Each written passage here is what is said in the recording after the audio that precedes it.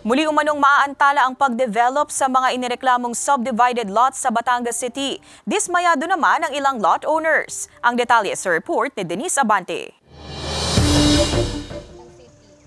Nawawalan na raw ng pag-asa ang 45 anyos na lot owner na si Robert na matutuloy pa ang pagdevelop ng dapat sanay investment niyang mahigit 400 square meters na lote sa bahagi ng Barangay Dumuklay West sa Batangas City. Matatanda ang ilang araw na tigil ang pagdevelop sa mga lote matapos masira ang ginagamit na backhoe at muli itong nagpatuloy noong October 25. Pero ayon sa ilang lot owners, muli na namang maaantala ang proyekto dahil sa iba pang mga dokumento na kailangang isumite ng developer sa City Assessor's Office. Nasa na yung pangako ng mga developer na mula 18 ay matatapos na nila within 6 months ang development ng loteng ito. Bakit ngayon may mga problema na naman lumalabas? Ayon naman sa operations manager ng ginagawang subdivided lot, inaasikaso na nila ang mga karagdagang dokumento. Kukuhanan ngayon siya ng permit. Maraming requirements na hinihingi si zoning. Walang requirements na ganun. Kasi sublat nga lang ining yan. Hindi naman talaga subdivision yan eh.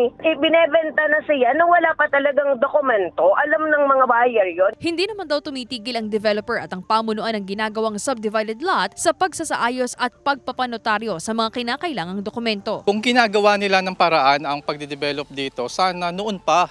Sana nung simula pa lang may plano na sila. Pero kung makikita natin, wala silang malinaw na plano. Yun ang malinaw sa amin. Walang malinaw na plano. Lahat pabago-bago lang, paulit-ulit lamang. Naglalabasan yung problema habang may nagrereklamo. Pag tumigil ang nagrereklamo, titigil din sila sa pagde-develop nito. Gagawin lang namin yan dahil yung contractual obligation namin hindi namin pwedeng hayaan. So, yung pag-refund, ma'am, hindi ganun kadali, ma'am. Wala namang problema, ma'am, na ibenta nila. Sa panayam ng GMA Regional TV, Balitang Southern Tagalog sa chairman ng Environment, Land Use and Zoning ng Batangas City LGU, sinabi nitong ginagawa na nila ng paraan na mapatigil ang ganitong gawain na maituturing umanong iligal. Illegal ang pagsusubdigaya dito sa lungsod ng Batangas unless na sila ay kumuha ng necessary permits. Napakahaba ng proseso bago magkaroon ng isang legal na permit.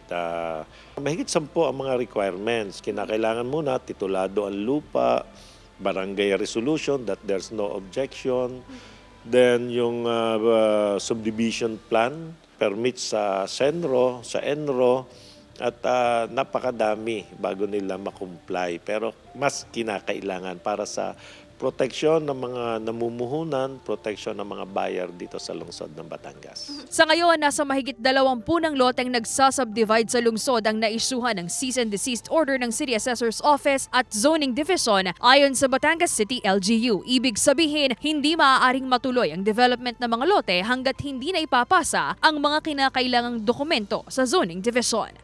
Kasama si J. R. Manjares, Denise Abante. Balitang Southern Tagalog.